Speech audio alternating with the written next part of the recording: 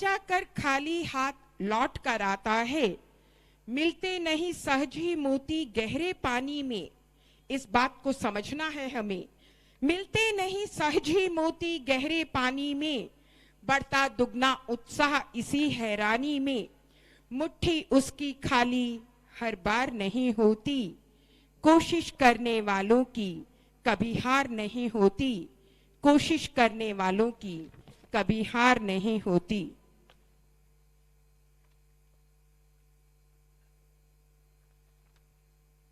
कुछ ही क्षणों में माननीय मुख्यमंत्री महोदय पधारेंगे और कार्यक्रम का विधिवत रूप से आगे बढ़ना होगा।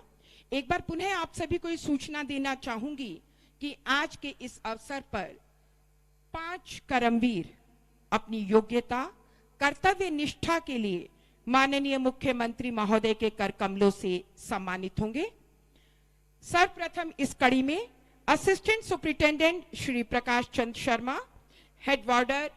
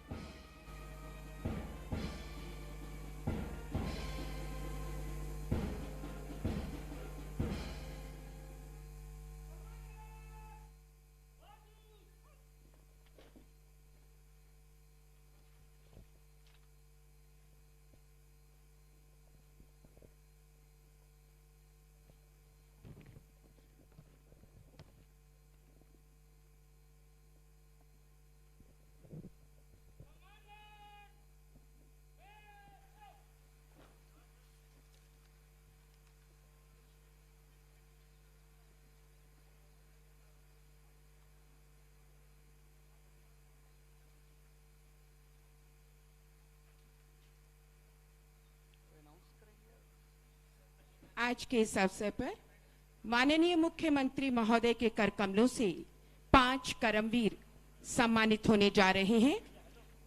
इस कड़ी में पहला नाम श्री प्रकाश चंद शर्मा, असिस्टेंट सुपरिटेंडेंट। श्री प्रकाश चंद शर्मा ने 1984 में जेल विभाग में एक वार्डर के रूप में पदभार ग्रहण किया। 2005 में हेड वार्डर और 2015 में असिस्टेंट सुपरिटेंडेंट के रूप में प्रोन्नति प्राप्त की। सकारात्मक दृष्टिकोण, कार्य के प्रति समर्पण भाव इनकी पहचान है। अपने कर्तव्यों को सदैव निश्चित समय सीमा के अंतर्गत पूर्ण करना इनकी पहचान है। बंदियों के कल्याण के लिए सदैव प्रयासरत रहते हैं। अपने कार्य में निपुण हैं। अपने वरिष्ठ सहकर्मियों एवं कनिष्ठ कर्मचारियों के साथ इनके संबंध सदैव मैत्रीपूर्ण रहे हैं। जेल नियमावली के विशेषज्ञ हैं। साक्षरता कार्यक्रम में विशेष योगदान देते रहे हैं। अपने विभाग की एक परिसंपत्ति यानी एसेट के रूप में जाने जाते हैं। आज के इस अवसर पर सम्मानित हो रहे हैं अपनी विशिष्ट सेवाओं के योगदान के लिए राष्ट्रपति के सुधारात्मक सेवा पदक से सम्मानित हो रहे हैं श्री प्रकाश चंद शर्मा, असिस्टेंट सुपरिटेंडेंट।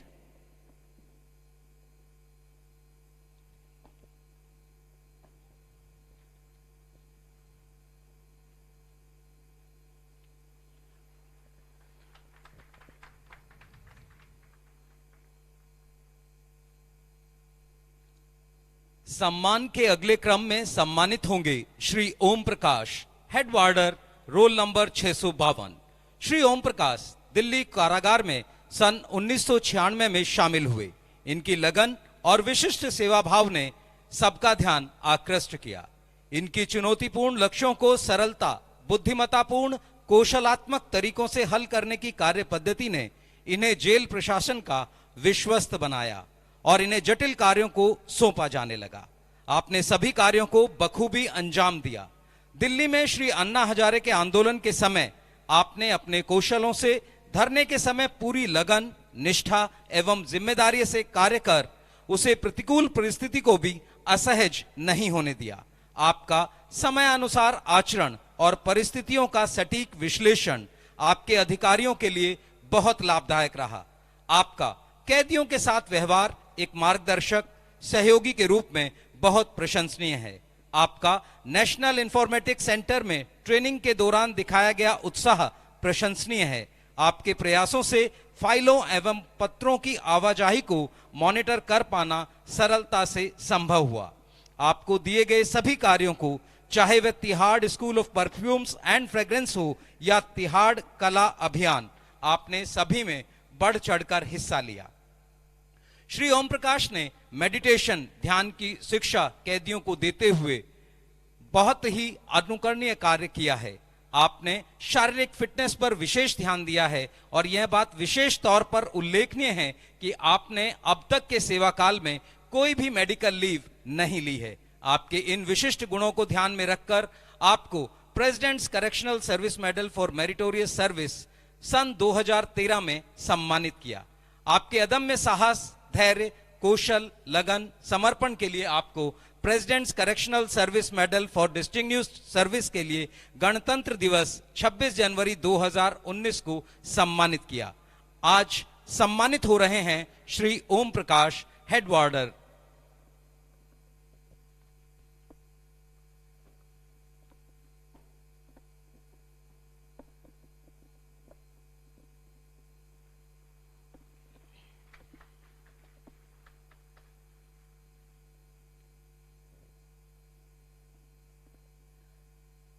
सम्मान की इस श्रृंखला में अगला नाम श्री पाल दास सिंह।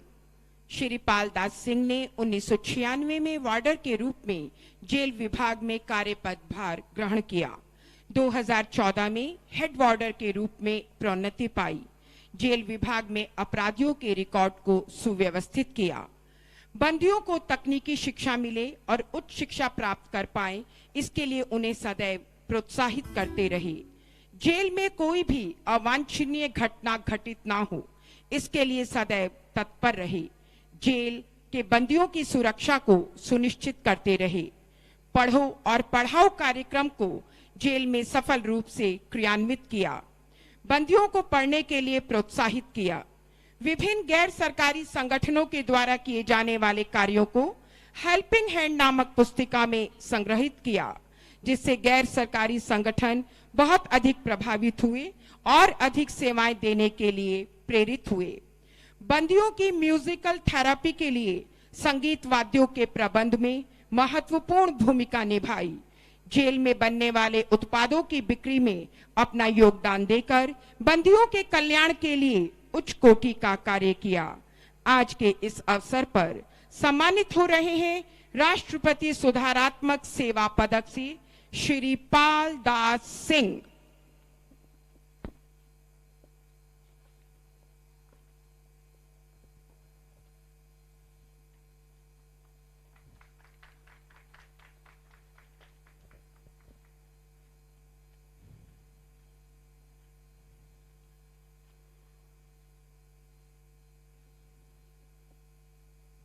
सम्मान की श्रृंखला में सम्मानित हो रहे हैं श्री मोहिंदर सिंह। श्री मोहिंदर सिंह दिल्ली कारागार में सन 1996 में वार्डर के रूप में शामिल हुए। आपके विशिष्ट एवं अतुलनीय गुणों ने आपको चुनौतीपूर्ण कार्यों को सरलता से करने की प्रेरणा दी और आप 2014 में हेड वार्डर के रूप में पदोन्नत हुए। आपने जेल स्टोर में नियुक्त होने के बाद स्टोर के स्टॉक रजिस्टर को बेहतरीन तरह से संभाला, जो प्रशंसनीय है। 31 मार्च सन 1998 एवं 1 अप्रैल सन 1998 को जेल नंबर 1 में जब दूध के सप्लायर द्वारा अचानक दूध की सप्लाई बंद कर दी गई तो पूरा जेल प्रशासन तनाव में था। आपके साहस एवं बुद्धिपूर्ण समाधान ने 12,000 कैदियों के लिए दूध की व्यवस्था को सुचारू करने में मदद की। इससे जेल की प्रतिष्ठा को धूमिल होने से बचाया जा सका। महानिदेशक जेल ने इस शानदार कार्य के लिए आपको प्रशस्ति पत्र प्रदान किया। आपके सक्रिय सहयोग एवं उत्साह के कारण जेल में कई नवाचार आज अच्छे से स्थापित हो गए हैं। आपके रचनात्मक सहयोग से जेल नंबर 2 में पेपर यूनिट एवं वोकेशनल ट्रेनिंग सेंटर अपनी गुणवत्ता एवं उत्पादकता के लिए जाना जाता है। आप जेल नियमावली के अच्छे जानकार हैं। आप जेल में कैदियों के लिए शैक्षिक आयोजन करने के लिए तत्पर रहते हैं। आपके प्रयासों से 450 कैदियों का आटा चक्की का प्रशिक्षण पूर्ण किया गया और आपको जेल प्रशासन द्वारा आपके विशिष्ट प्रयासों के लिए सम्मानित किया गया। आपने स्वच्छ भारत अभियान में विशिष्ट योगदान दिया। आपको जेल प्रशासन ने पंचवटी योग आश्रम एंड नेचर क्योर सेंटर में ट्रेनिंग के लिए नामित किया। आपने बड़ी लगन से इसे पूर्ण किया और आप इसे जेल में कार्य व्यवहार में ला रहे हैं। आपकी लगन, समर्पण, निष्ठा के कारण आपको राष्ट्रपति सेवा सुधारात्मक पदक से सम्मानित किया गया है।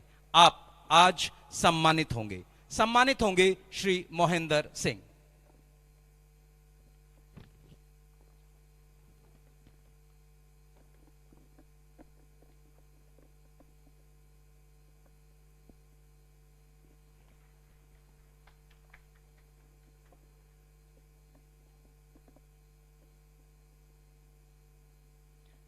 सम्मान की इस कड़ी में अगला नाम श्री राबेंद्र सिंह बिष्ट, हेड वार्डर।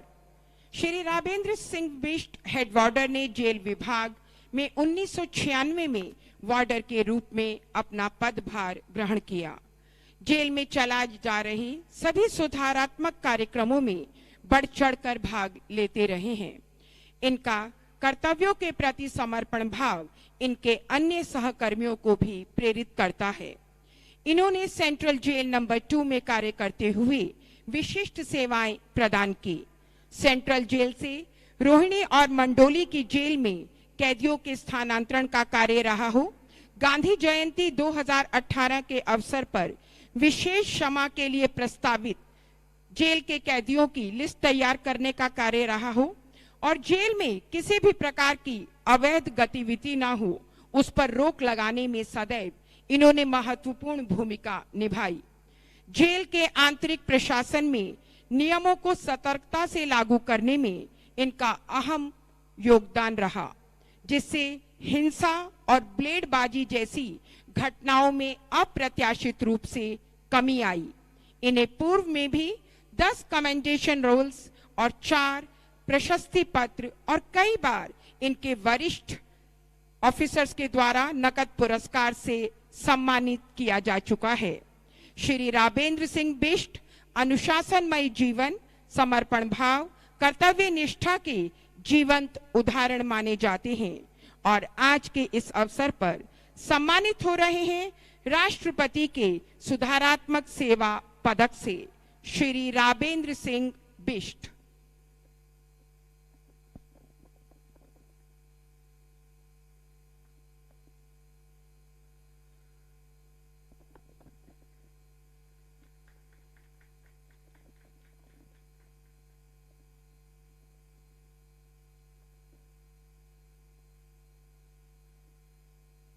योग्यता, कर्तव्य निष्ठा के सम्मान के पश्चात आज के इस अवसर पर अनुरोध कर रहे हैं आज के कार्यक्रम के मुख्य अतिथि माननीय मुख्यमंत्री दिल्ली सरकार श्री अरविंद केजरीवाल जी से कि सभी को संबोधित करें। आज स्वतंत्रता दिवस के अवसर पे सबसे पहले जोरदार भारत माता का जयकारा लगाएंगे। भारत माता की इनकलाब, इनकलाब, वंदे। स्वतंत्रता दिवस की सभी दिल्ली वासियों को, देशवासियों को बहुत बहुत तहे दिल से बधाई और शुभकामनाएं। हर साल आज ही के दिन हम लोग अपना स्वतंत्रता दिवस मनाते हैं। आज का दिन है उन सभी शहीदों को याद करने का जिन लोगों ने अपने देश को आजाद कराने के लिए अपनी जान की कुर्बानी दी। शहीद आजम भगत सिंह, चंद्रशेखर आजाद, अशफाकुल्ला खान, सुभाष चंद्र बोस, ऐसे हजारों लाखों लोग हैं जिन लोगों ने अपने देश को अंग्रेजों से आजाद कराने के लिए बड़ी बड़ी कुर्बानियां दी। आज का दिन है उन सब लोगों को याद करने का जिन लोगों ने देश को आजाद कराने के लिए पूरी जिंदगी तपस्या की। महात्मा गांधी, बाबा साहब अंबेडकर, सरदार पटेल, श्री जवाहरलाल नेहरू और न जाने कितने लोग हैं जिन लोगों ने पूरी जिंदगी अपना कैरियर न्यौछावर करके अपना सब कुछ परिवार दांव पे लगा के जिन लोगों ने पूरी जिंदगी तपस्या की। लेकिन आज का दिन उन लोगों को भी याद करने का दिन है जिन लोगों ने 1947 के बाद पिछले 73 साल में अपने देश की आजादी को बरकरार रखने के लिए और अपने देश को सुरक्षित रखने के लिए देश की सीमाओं के ऊपर अपनी बड़ी बड़ी कुर्बानियां दी। अभी कुछ दिन पहले हम लोगों ने सुना था कि भारत चीन बॉर्डर के ऊपर अपने 20 सैनिक शहीद हो गए।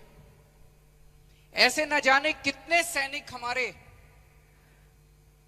पिछले 73 साल में इस देश की रक्षा करने के लिए शहीद हो गए। आज जब हम खुली हवा में सांस लेते हैं, जब हम आजादी के साथ घूमते हैं, जब हम आजादी के साथ इस देश के अंदर जीते हैं, तो हम लोग भूल जाते हैं कि न जाने कितने ऐसे सैनिकों ने अपनी जान की कुर्बानी दी है। आज उन सभी सैनिकों को हम याद करते हैं, उनका सम्मान करते हैं और उनको नमन करते हैं। लेकिन साथ ही ये प्रतिज्ञा भी लेते हैं, जितने लोगों ने देश की आजादी की लड़ाई लड़ी थी उन सबके सपने थे। जैसा भगत सिंह ने ही कहा था कि मेरा मकसद केवल अंग्रेजों को इस देश से भगाना नहीं है, मेरा मकसद है कि एक ऐसा भारत हो जहां पे सबको अच्छी शिक्षा मिले, अच्छी स्वास्थ्य सेवाएं मिले, बराबरी का अधिकार मिले, किसानों को, मजदूरों को इज्जत की जिंदगी मिले। तो जब हम अपनी जिंदगी जीते हैं रोज, हम सब का कर्तव्य बनता है कि हम सब लोग अपनी आजादी, हमारी आजादी के जो दीवाने थे, उनके जो सपने हैं, उनके सपनों को के भारत को पूरा करने में अपना योगदान दें। दोस्तों, हर साल हम लोग स्वतंत्रता दिवस छत्रसाल स्टेडियम में मनाते हैं। पूरी दुनिया के अंदर आज ये महामारी फैली हुई है कोरोना की। पूरी दुनिया और अपना पूरा देश कोरोना की महामारी से जूझ रहा है, जिसकी वजह से आज हम लोगों को यहां पे स्वतंत्रता दिवस मनाना पड़ा। ऐसे में दिल्ली के अंदर आज हालात काफी कंट्रोल में है। मैं इसके लिए दिल्ली के 2 करोड़ लोगों को बधाई देता हूं।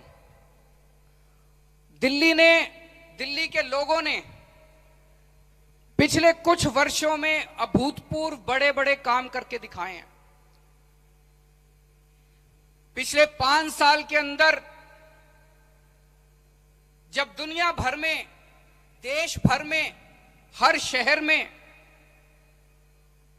हर जगह पोल्यूशन बढ़ रहा था, दिल्ली शायद देश में अकेले ऐसा शहर था जहां पे 25% पोल्यूशन कम करके दिखाया दिल्ली के लोगों ने पिछले 5 साल के अंदर। यकीन नहीं होता लोगों को। 2015 में जिस लेवल पे पोल्यूशन था, 2019 में उससे 25% कम हो गया। हम अभी संतुष्ट नहीं हैं। 25% कम हुआ, अच्छी बात है। अभी इसको और कम करना है। इसके लिए और बहुत सारे कदम उठाएंगे, और बहुत सारे कदम उठा रही है सरकार। दिल्ली के लोगों के साथ मिलकर इसको भी और कम करना है। लेकिन बड़ी बात यह है कि जब पूरी दुनिया के अंदर, पूरे देश के अंदर हर जगह पोल्यूशन बढ़ रहा था, उस वक्त दिल्ली के अंदर पोल्यूशन कम हो रहा था। पिछले 5 साल में दिल्ली के 2 करोड़ लोगों ने मिलकर डेंगू के ऊपर कंट्रोल किया। मुझे याद है 2015-16 के वाकये, 1 साल के अंदर 15,000 केस डेंगू के हुए थे और 60 से ज्यादा लोगों की मौत हुई थी। लेकिन पिछले साल 2019 में लोगों ने मिलकर एक ऐसा कार्यक्रम छेड़ा पूरी दिल्ली के अंदर कि पिछले साल एक भी डेंगू की वजह से मौत नहीं हुई थी। ये दिल्ली के लोगों का कमाल है। दिल्ली के लोगों ने बड़े बड़े काम करके दिखाए हैं। और अब जब पूरा देश, पूरी दुनिया कोरोना की महामारी से जूझ रहे हैं, मुझे याद है जून के महीने में दिल्ली के अंदर भी कोरोना इतना फैल गया था, कई लोग दिल्ली छोड़ छोड़ के जा रहे थे। दिल्ली आने से कई लोग कतरा रहे थे। पूरी दिल्ली के अंदर डर का माहौल था। लेकिन कुछ हफ्तों के अंदर ही लोगों ने अपनी सूझबूझ से, लोगों ने अपने अनुशासन से और लोगों ने अपनी मेहनत से, दिल्ली के 2 करोड़ लोगों ने मिलकर कोरोना की महामारी को भी कंट्रोल कर लिया। मैं ये नहीं कह रहा कि हमने अभी लड़ाई जीत ली है। अभी लड़ाई बहुत लंबी है, अभी जीतना बाकी है। अभी हम जो भी कदम उठा रहे हैं वो सारे कदम जारी रहेंगे, और भी कदम उठाने की जरूरत है।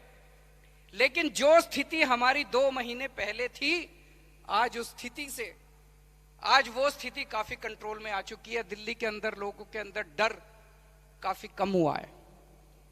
आज पूरे देश के अंदर दिल्ली के लोगों के दिल्ली मॉडल की चर्चा हो रही है।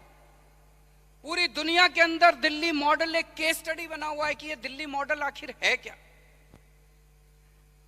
दिल्ली मॉडल है सब लोगों को साथ लेके, मिलके लोगों को साथ लिया, सारी संस्थाओं को साथ लिया, सारे इंस्टीट्यूशंस को साथ लिया, सारी सरकारों को साथ लिया, और मिलके ये सब लोगों की इकट्ठे एक साथ प्रयास का नतीजा है कि आज दिल्ली के अंदर स्थिति कंट्रोल में है।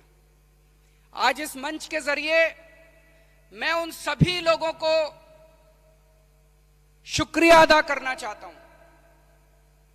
जिन लोगों ने दिल्ली में स्थिति को कंट्रोल करने में सहयोग किया है। केंद्र सरकार का शुक्रिया अदा करना चाहते हैं। हम उन सारी सामाजिक संस्थाओं का शुक्रिया अदा करना चाहते हैं। हम उन सारी धार्मिक संस्थानों का शुक्रिया अदा करना चाहते हैं। हम उन सारे डॉक्टर्स की एसोसिएशंस, एनजीओज, न जाने कितने लोगों ने इसके अंदर पार्टिसिपेट किया, उन सब लोगों का शुक्रिया अदा करना चाहते हैं। मैं उन सब कोरोना वॉरियर्स का शुक्रिया अदा करना चाहता हूं। आज यहां भी कोरोना वॉरियर्स आए हुए हैं।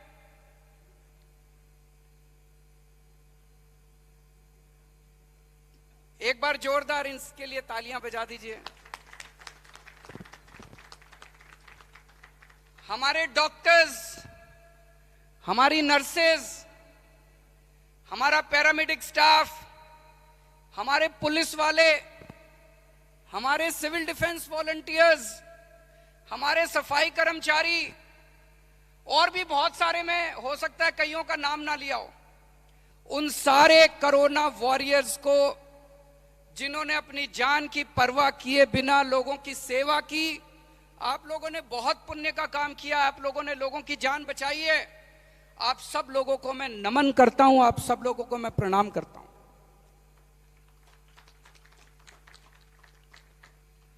दिल्ली ने कई नए इस कोरोना की लड़ाई में कई नए तरीके इजाद किए। इसको पूरी स्थिति को बड़े साइंटिफिकली सोचा गया, एक्सपर्ट्स के साथ डिस्कस किया गया।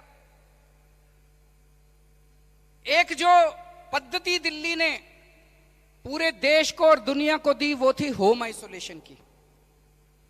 हम लोगों ने देखा, इटली की कहानियां पढ़ी, न्यूयॉर्क की कहानियां पढ़ी, लंदन की कहानियां पढ़ी, पता चला वहां पे लोग बीमार होते थे, अस्पताल जाते थे, अस्पताल में बेड नहीं मिलते थे। इटली के अंदर ऐसी ऐसी कहानियां सुनने को मिली कि सड़कों के ऊपर पेशेंट्स पड़े हुए हैं, उनको बेड नहीं है। न्यूयॉर्क के अंदर सड़कों के ऊपर पेशेंट्स पड़े थे, उनको बेड नहीं है। इतना डेवलप्ड कंट्री और उनके पास बेड की कमी कैसे हो गई? तो पता चला कि जो बीमार होता था उसको अस्पताल ले जाते थे, जो बीमार होता था उसको अस्पताल ले जाते थे। और बीमार इतने ज्यादा लोग हो रहे थे, कोई अंत ही नहीं था, महामारी थी, हर आदमी बीमार पड़ रहा था, तो अस्पताल के बेड कम पड़ रहे थे और जो सीरियस मरीज थे वो सड़कों के ऊपर थे। तब हम लोगों ने सोचा कि जो सीरियस मरीज है बेड केवल उनके लिए होने चाहिए, और जो माइल्ड और एसिम्टोमेटिक लोग हैं उनका घर में इलाज करेंगे। घर में इलाज का मतलब यह नहीं कि हम अपना पल्ला झाड़ रहे थे, घर में इलाज का मतलब यह नहीं कि हम अपनी जिम्मेदारी से भाग रहे थे।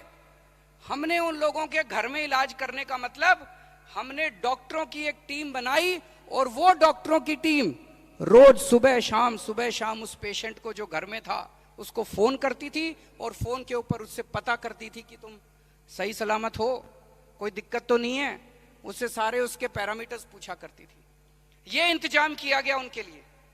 और थोड़े दिन के बाद उनके घर पे ऑक्सीमीटर पहुंचा दिया गया कि अगर आपका ऑक्सीजन का लेवल कम हो हमें फोन कर देना, हम आके आपको अस्पताल ले जाएंगे।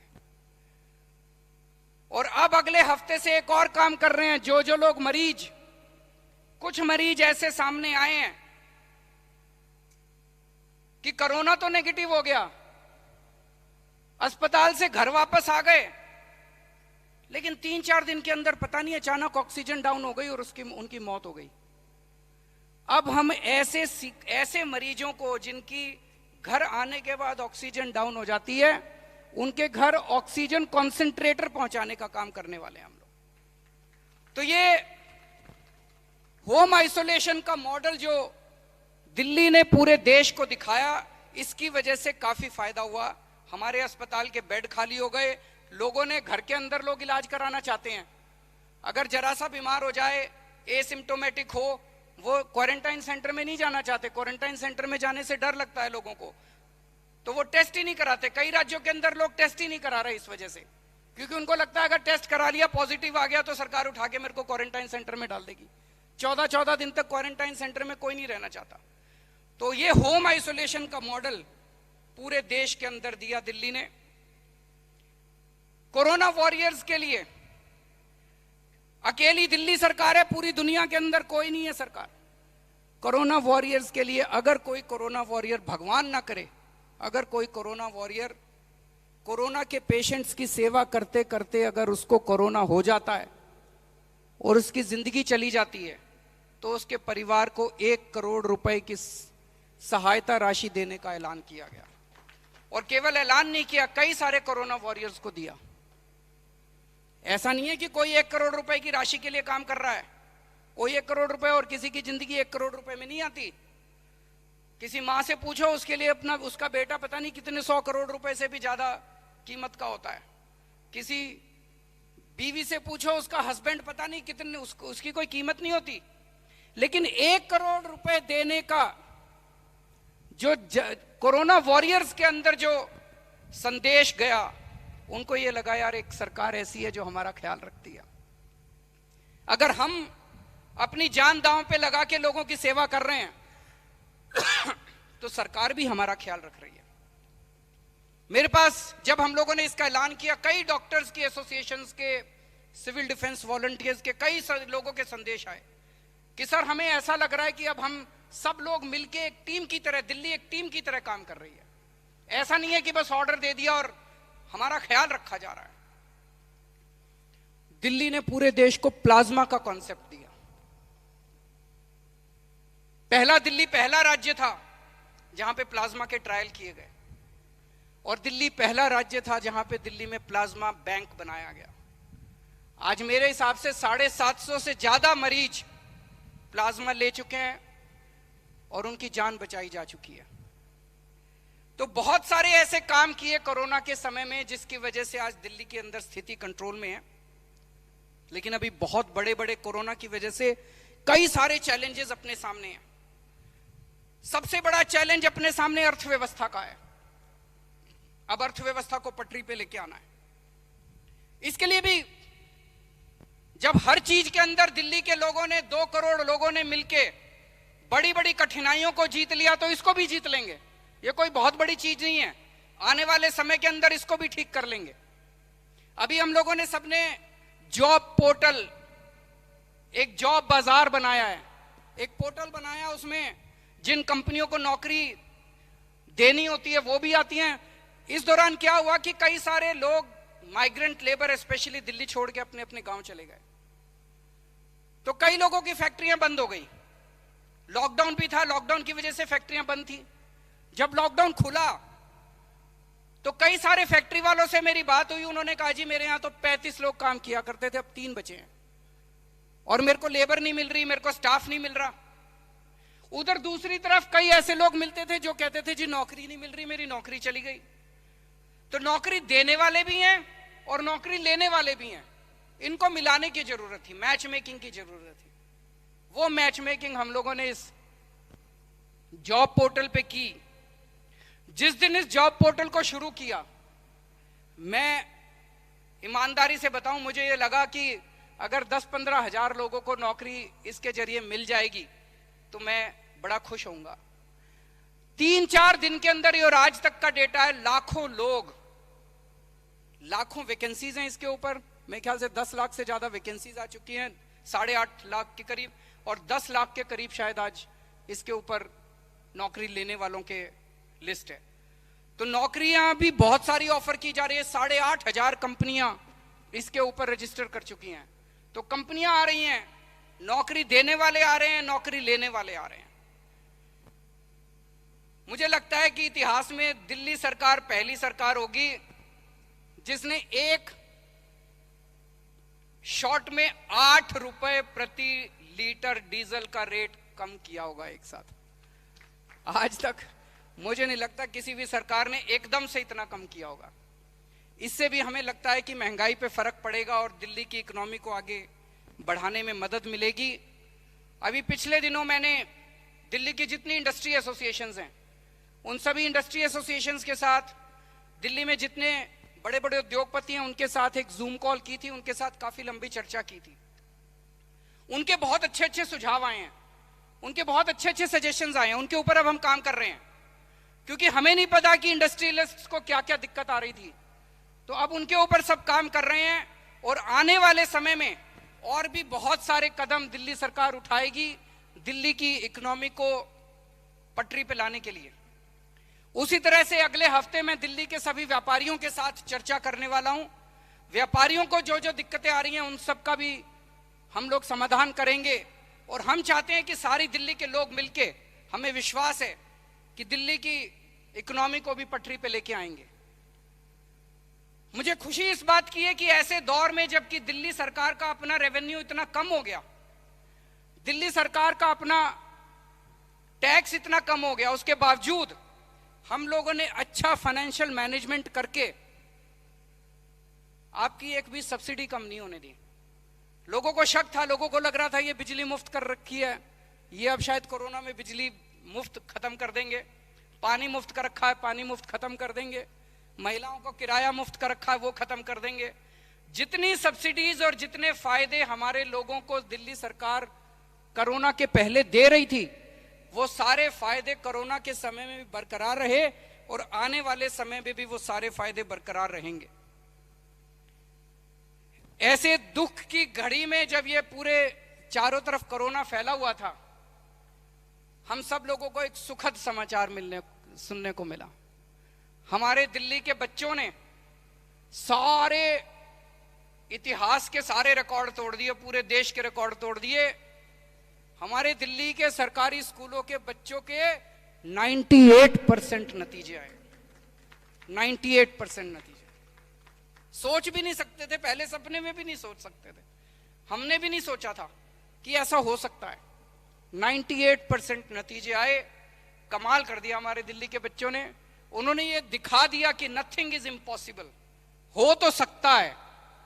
उन्होंने एक उम्मीद दी है कि हो तो सकता है। अभी जब मैं लोगों से मिलता हूं और बहुत सारे संदेश आ रहे हैं लोगों के, बच्चों के पेरेंट्स के, कि सर अभी स्कूल मत खोल देना, अभी स्कूल मत खोल देना। मैं उन सब लोगों को आश्वस्त करना चाहता हूं कि आपके बच्चों की उतनी चिंता हमें भी है जितनी आपको है। जब तक हम पूरी तरह से आश्वस्त नहीं हो जाएंगे, अभी स्कूल नहीं खोलने वाले, आप चिंता मत करो। आपके बच्चों की सुरक्षा हमारे लिए बहुत इंपॉर्टेंट है। आपके बच्चों की सेहत हम लोगों के लिए बहुत इंपॉर्टेंट है। और अब ये बरसातों का टाइम आ गया। हर साल बरसातों के बाद और बरसातों के दौरान डेंगू का सीजन आता है। कहीं ऐसा ना हो कि हम कोरोना की लड़ाई में डेंगू को भूल जाएं। इस बार भी, पिछली बार एक भी मौत नहीं होने दी थी डेंगू की वजह से। इस बार भी अपने को एक भी मौत डेंगू की वजह से नहीं होने देनी। सितंबर के पहले हफ्ते में, जैसे पिछली साल हम लोगों ने शुरू किया था, 10 हफ्ते 10 बजे 10 मिनट, वही वाला प्रोग्राम इस बार भी शुरू करेंगे सितंबर के फर्स्ट वीक में, ताकि डेंगू से हम सब लोग बच सकें, पूरी दिल्ली डेंगू से बच सके। एक बार फिर से आप सब लोगों को स्वतंत्रता दिवस की बहुत बहुत शुभकामनाएं। भारत माता की।